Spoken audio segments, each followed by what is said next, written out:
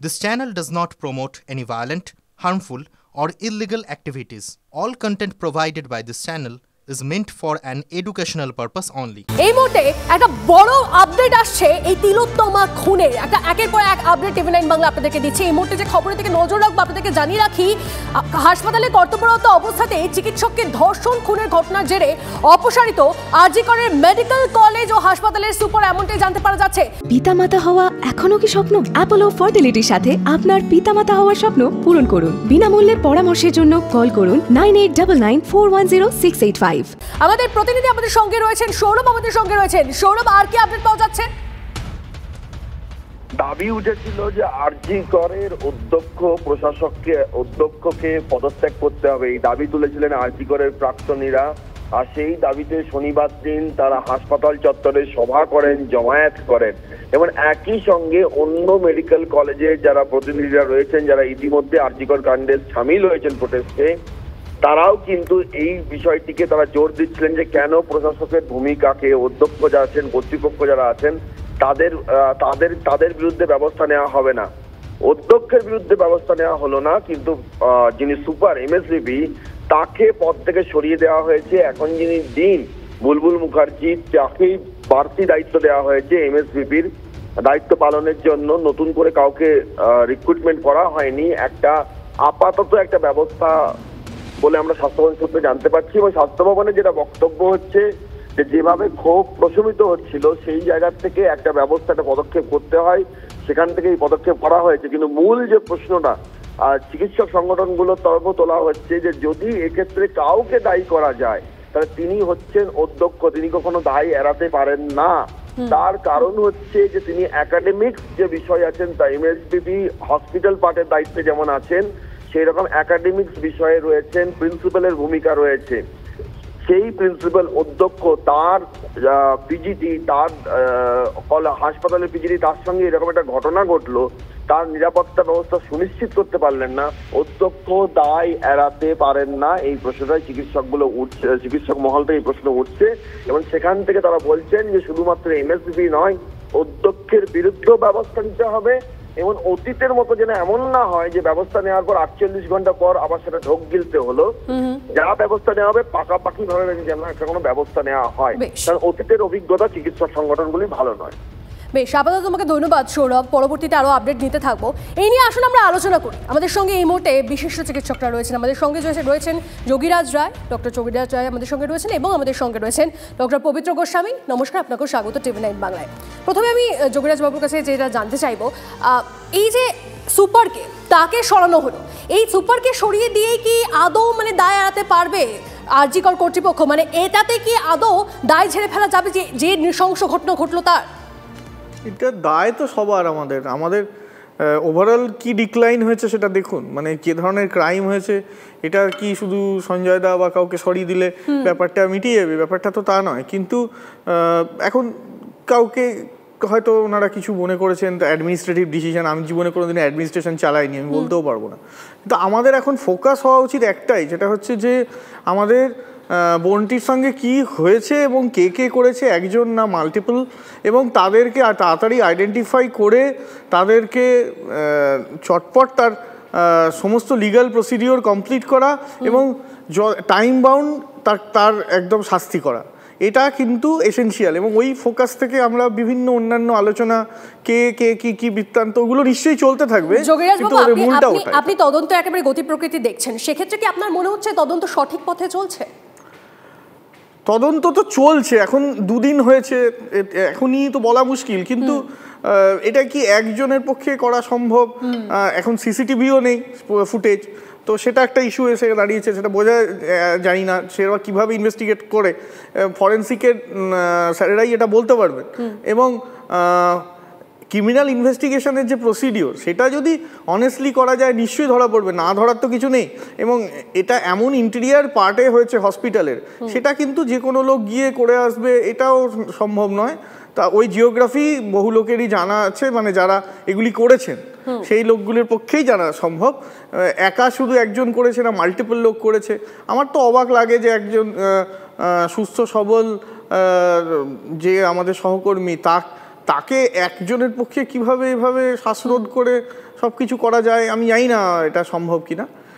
এবং একটা হসপিটালের ওয়ার্ডের পাশে সেখান থেকে কোনো এত বড় কলার বোন ভাঙা বলছে, পেলভিক বোন ভাঙা বলছে, তার যে পেন হবে সে তো চিৎকার চেঁচামেচি হবে। এটা কিভাবে হয় আমি কিছু বুঝতে পারছি না। এক্ষেত্রে আপনি মানে পুলিশের ভূমিকা সেটা নিয়ে আপনার কি মনে, মানে সেটাকে আপনি কিভাবে দেখছেন? পুলিশকে খুঁজতে হবে। এখন একদিন দুদিন গেলে তারা হয়তো কমপ্লিটলি বলবেন কি বলবেন না, এগুলো তো মানে সত্যি কথা বলতে গেলে আমরা শকড হয়ে আছি। মানে ঘটনাটা ঘটেছে, এভাবে কিভাবে রিয়াক্ট করব, আমরা যে বিভিন্ন স্পিয়ারে ডাক্তাররা আমরা বিভিন্ন হোয়াটসঅ্যাপ গ্রুপে আলোচনা করছি, প্র্যাকটিক্যালি আমরা কিভাবে রিয়াক্ট করবো আমরা নিজেরাও জানি না।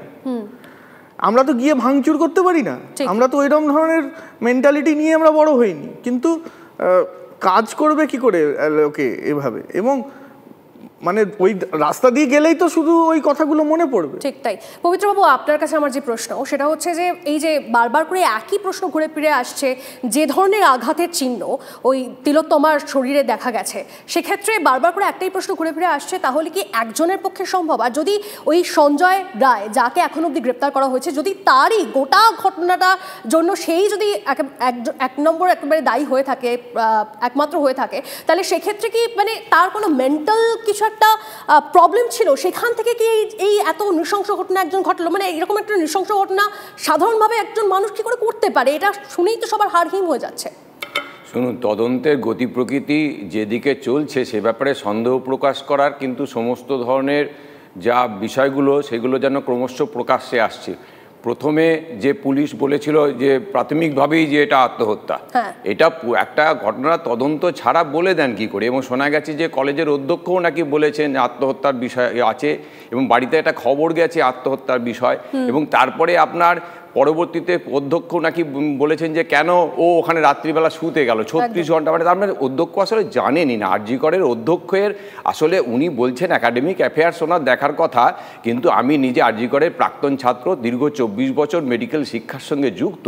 আমি খুব ভালো করে জানি যে আরজি করের অধ্যক্ষ একাডেমি বাদ দিয়ে বাকি সব বিষয়টা উনি দেখেন। ওনার চেম্বারে ঢুকতে গেলে ফ্যাকাল্টিদের 2-3 ঘন্টা করে গড়পড়তায় অপেক্ষা করতে হয়, যে কোনো ফ্যাকাল্টিকে জিজ্ঞাসা করবেন।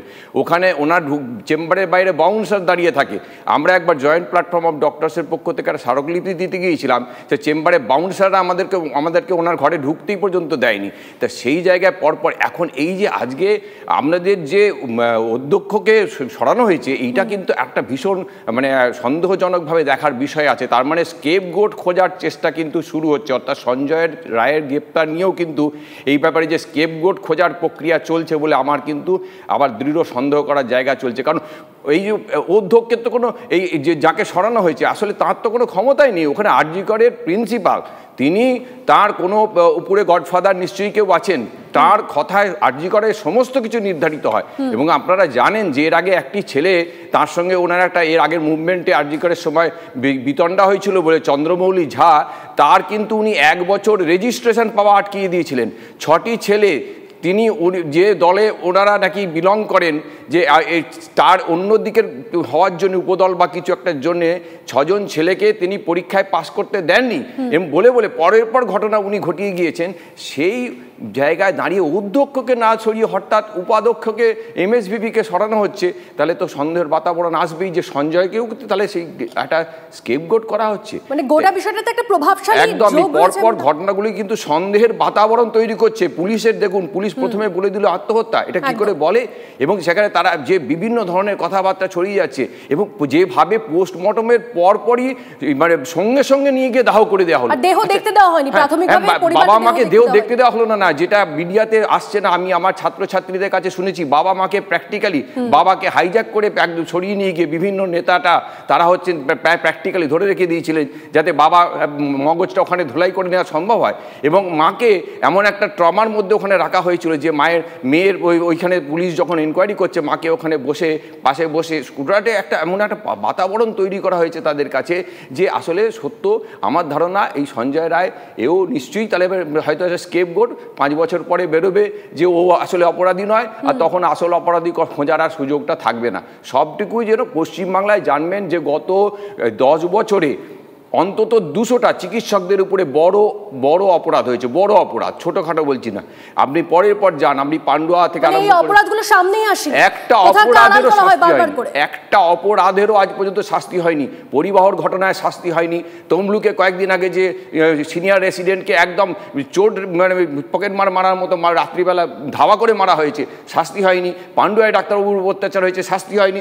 কোনো ক্ষেত্রে একটা চিকিৎসকের উপর আক্রমণ। এবং সবথেকে বড় দেখুন, এইটা শুধু আরজিকরের প্রিন্সিপাল নয়, নিশ্চয়ই এরকম একটা উপরে বার্তা আছে পশ্চিমবাংলার এই সমস্ত রকমের সমাজ বিরোধীদের কাছে, যে গুন্ডা কন্ট্রোল যিনি করেন তার পক্ষ থেকে একটা বার্তা নিশ্চয়ই আছে। কারণ তা নাহলে পরের দিনই ভাতার এসে কী করে বলে যে আমি আরজিকর করে দেবো, একজন মহিলা চিকিৎসককে বলছেন, তার মানে কোথাও একটা প্রশ্রয় আছে যে তোমাদের কাছে এরকম ধরনের ঘটনা ঘটাও, কোনো শাস্তি হবে না, এবং তোমরা এরকম ধমকি দিয়ে সমাজ বিরোধীরা সমাজ চালাবে, সেই পরিবেশটা পশ্চিমবাংলায় করে দেওয়া হয়েছে। অত্যন্ত নিন্দাজনক, নক্কারজনক, বলার কোনো ভাষা নেই। আমি নিজে আজকে আমার এখানে যদি জুম করতে পারেন দেখতে পাবেন যে আমার মাথায় চোট আছে।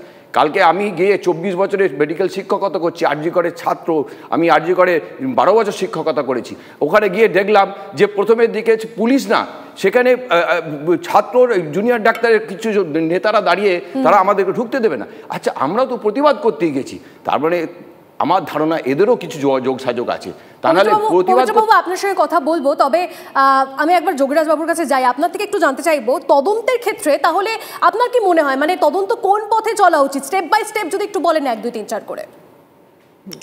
এই তদন্ত প্রথমে দেখুন, ফরেন্সিক রিপোর্ট অনুযায়ী দেখতে হবে যে কজনের মানে ইনভলভমেন্ট মনে হচ্ছে, এবং তার স্যাম্পল নেওয়া, তার সঙ্গে যা সাসপেক্টেড যাদেরকে মনে করা হচ্ছে যে যারা সাসপেক্টেড হতে পারে, এবং তাদের একটা আইডেন্টিফাই করে তাদেরকে, যাদের সন্দেহ হচ্ছে, যাদের উপর মিনিমাম সন্দেহ হচ্ছে, সবাইকে ভালো করে এক্সামিন করে দেখা, তাদের থেকে স্যাম্পল নেওয়া, ডিএনএ ম্যাচ করে দেখা যে কার কার সঙ্গে ম্যাচ করছে, যে মূল অভিযুক্ত এখন অবধি ধরা হচ্ছে তার সঙ্গে ডিএনএ ম্যাচ করছে কিনা দেখা, এরকমই। এবং এর পরবর্তী, অ্যাকচুয়ালি আমি নিজে তো ফরেন্সিকের লোক নই, আমার পক্ষে এটা বলা খুব মুশকিল, কিন্তু আমি চাই যে জিনিসটা 2-3 দিনের মধ্যে সলভ হোক।